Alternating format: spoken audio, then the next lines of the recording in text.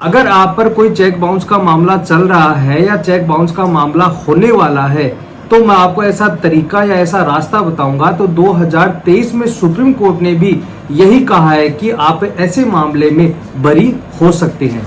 Check के मामले से हम कैसे बचे, क्या है वो तरीका और किस प्रकार से हम इस तरीके को जान सकते हैं, तो वीडियो को आपको अंत तक जरूर देखना होगा। तो बने रहिए वीडियो के अंत तक। मैं मनसेन एडवोकेट और आप देख रहे हैं मंतल बिलो। वीडियो अच्छा लगा तो प्लीज इसे लाइक करें। अगर आप चाहते हैं कि ऐसे इंटरेस्टिंग वीडियो मैं आपके लिए लाता रहूं तो प्लीज चैनल को सब्सक्राइब जरूर करें। आज हम बात कर रहे हैं चेक बाउंस के ऐसे मामले के बारे में जिसमें ट्रायल कोर्ट ने किस प्रकार से जो अक्यूज्ड होता है, जो अभियुक्त होता है, उसको कोर्ट ने किस प्रकार से बरी कर दिया। सबसे पहले तो मैं आपको उस जजमेंट के बारे में बता देता हूं कि वह जजमेंट कौन सा है। राजा राम वर्सेज मारुथाचलम। जो इस जजमेंट में फैक्ट क्या थे, पहले मैं आपको बता देता हूं कि इस मामले में क्या हुआ था। इस मामले में यह हुआ था कि एक व्यक्ति था, वह ये कहता है कि मैं खेती का काम करता हूं और जो खेती के काम में जो पैसे बचे थे 3 लाख रुपए, वह 3 लाख रुपए मैंने अभियुक्त को दे दिए। और जब वह मजदूर व्यक्ति अपने पैसे लेने के लिए उस अभियुक्त के पास गया तो अभियुक्त के द्वारा उस किसान व्यक्ति को एक चेक दिया गया और यह कहा गया कि इस चेक से आप अपने पैसे ले सकते हैं। लेकिन जब वह व्यक्ति बैंक में जाता है तो उसे पता चलता है कि अभियुक्त व्यक्ति ने अपना खाता पहले से ही बंद करवा दिया था। अब अकाउंट बंद होने के कारण वह चेक है वह बाउंस हो जाता है और बाउंस होने के बाद उस अक्यूज्ड व्यक्ति को एक लीगल नोटिस दिया जाता है। ना तो उसका पेमेंट आता है, ना ही उस लीगल नोटिस का कोई जवाब आता है। फिर उसके बाद जो मजदूर व्यक्ति था उसके द्वारा संबंधित न्यायालय में 138 एनआई एक्ट के तहत एक केस कर दिया जाता है। केस होने के बाद ट्रायल कोर्ट के द्वारा यह देखा जाता है जो मजदूर व्यक्ति है उसके पास 3 लाख रुपए देने के लिए कहां से आए, और उनके पास ना तो कोई डॉक्यूमेंट है, ना ही ऐसा कोई एग्रीमेंट है जिसके आधार पर यह साबित किया जा सके कि मजदूर व्यक्ति ने 3 लाख रुपए दिए हैं। ट्रायल कोर्ट के द्वारा यह भी कहा जाता है कि जो मजदूर व्यक्ति होता है वह कोर्ट में यह बात साबित नहीं कर पाया कि उसने अक्यूज्ड को 3 लाख रुपए दिए हैं। इस कारण को देखते हुए ट्रायल कोर्ट के द्वारा उस अभियुक्त व्यक्ति को बरी कर दिया जाता है। लेकिन मजदूर व्यक्ति के द्वारा इस आदेश के खिलाफ हाई कोर्ट में एक याचिका लगाई जाती है। जब कंप्लेनेंट जो मजदूर व्यक्ति होता है वह हाई कोर्ट में जाता है और हाई कोर्ट में जाने के बाद अपनी सारी बातें बताता है और हाई कोर्ट के द्वारा यह कहा जाता है कि ट्रायल कोर्ट के द्वारा अभियुक्त को बरी करके बहुत बड़ी गलती की है।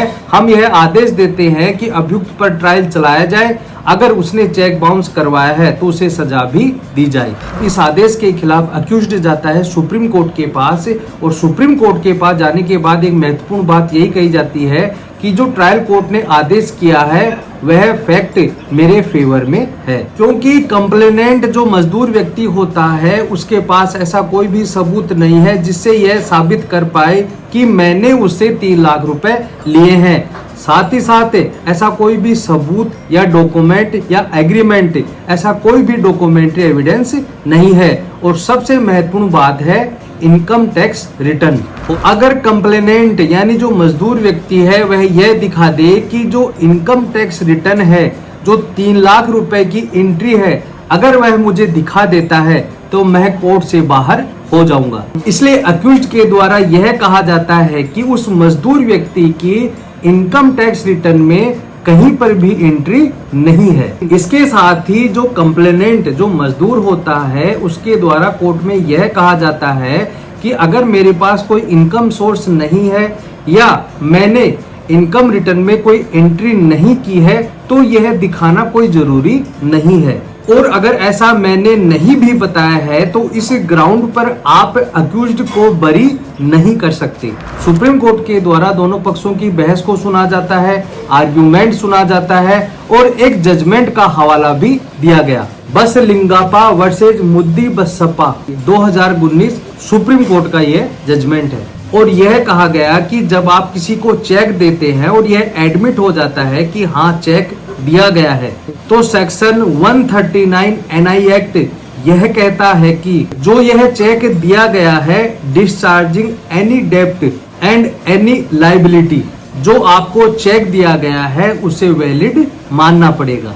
लेकिन इसका मतलब ये नहीं है कि अक्यूज्ड अब कुछ भी नहीं कर सकता है। अक्यूज्ड के द्वारा कोर्ट में ऐसा डॉक्यूमेंट या एविडेंस पेश किया जा सकता है जिससे यह साबित हो जाए कि जो चेक बाउंस का मामला है उसके खिलाफ किया गया है वह गलत रूप से किया गया है। अगर आपको मैं सिंपल कानूनी भाषा में समझाऊं तो आपको यह 100% साबित करने की आवश्यकता नहीं है कि आपने पैसे नहीं लिए। अगर ऐसा कोई एविडेंस या डॉक्यूमेंट आप कोर्ट में पेश कर दें जहां पर आप यह बिल्कुल क्लियर कर देते हैं कि जो कंप्लेनेंट है उसके द्वारा जो चेक बाउंस का केस किया गया है उसमें कहीं ना कहीं पर डाउट है, तो ट्रायल कोर्ट उस प्रिजम्पशन को रिवर्ट करेगी और आपकी बात सुनी जाएगी। सुप्रीम कोर्ट ने भी इस जजमेंट में यही कहा था कि अगर चेक एडमिट है तो 138 का प्रिजम्पशन लगेगा।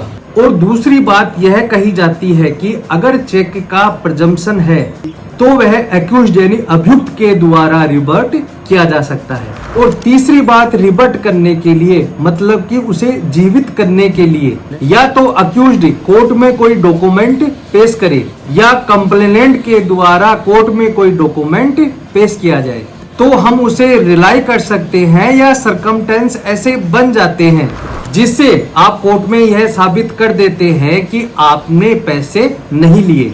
इन तीन बातों को जो 2019 में एक जजमेंट आया था बसलिंगप्पा, इस केस में दिए गए उस जजमेंट को भी सुप्रीम कोर्ट के द्वारा यहाँ पर भी फॉलो किया गया। सुप्रीम कोर्ट ने कहा कि जब इस ट्रायल के अंदर इनकम टैक्स रिटर्न का उन्होंने कहीं पर भी शो नहीं किया और इसके अलावा भी ऐसा कोई डॉक्यूमेंट भी शो नहीं कर पाए, तो हम इस बात को कैसे मान लें कि कंप्लेनेंट ने अक्यूज्ड को 3 लाख रुपए दिए हैं। इसलिए सुप्रीम कोर्ट के द्वारा अक्यूज्ड की बात को मानते हुए यह कहा जाता है कि कंप्लेनेंट के द्वारा अगर 3 लाख रुपए दिए जाते हैं तो कहीं न कहीं पर वह उसे शो करता या इनकम रिटर्न में उसे शो करता या फिर कोई ऐसा डॉक्यूमेंट होता जिसके आधार पर यह साबित होता कि कंप्लेनेंट ने अक्यूज्ड को 3 लाख रुपए दिए हैं। दूसरी बात यह है कि जो अक्यूज्ड के एडवोकेट थे उन्होंने अपना दिमाग लगाया और जो इनकम टैक्स ऑफिसर है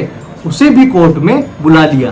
प्रूफ करने के लिए इनकम टैक्स ऑफिसर को बुलाया गया था और उन्हें नोटिस भी भेजा गया था और इनकम टैक्स ऑफिसर के द्वारा भी यही कहा गया है कि जो हमारे पास ITR रिटर्न आई है उसमें कहीं पर भी 3 लाख रुपए का हवाला नहीं दिया गया है।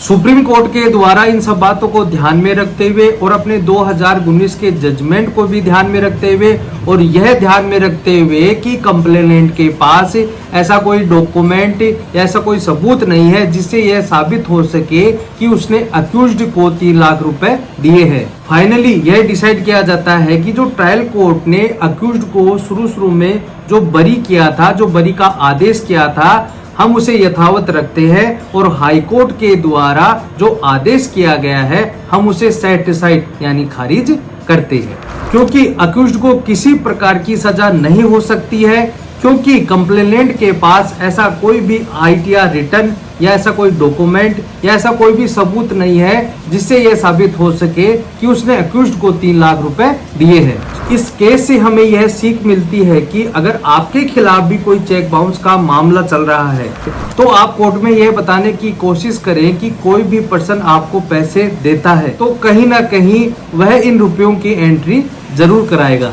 अगर उसका लाख 2 लाख या उससे ऊपर का कोई अमाउंट है तो सबसे पहले आप इनकम टैक्स रिटर्न को एग्जिबिट कराने की कोशिश करें और हो सके तो आप कोर्ट में इनकम टैक्स ऑफिसर को भी बुला सकते हैं। अगर यह बात सामने आ जाती है कि जो कंप्लेनेंट है जो उसने चेक की राशि या चेक की जो अमाउंट दी है वह रिटर्न में शो नहीं करता है तो आप इस केस का यूज करते हुए आप अपने केस में इक्विटल यानी बरी हो सकते हैं। तो कहने का मतलब यह है कि अगर आप कोर्ट में यह साबित कर देते हैं कि आपने अगले व्यक्ति से पैसे नहीं लिए या अगले व्यक्ति ने आपको पैसे नहीं दिए या फिर कंप्लेनेंट जो होता है उसके पास ऐसा कोई सबूत नहीं है, ऐसा कोई डॉक्यूमेंट नहीं है या ITR कोई रिटर्न नहीं है, तो आप इस जजमेंट का सहारा लेकर आप अपने चेक बाउंस के केस से फ्री हो सकते हैं। तो दोस्तों आज के लिए इतना ही।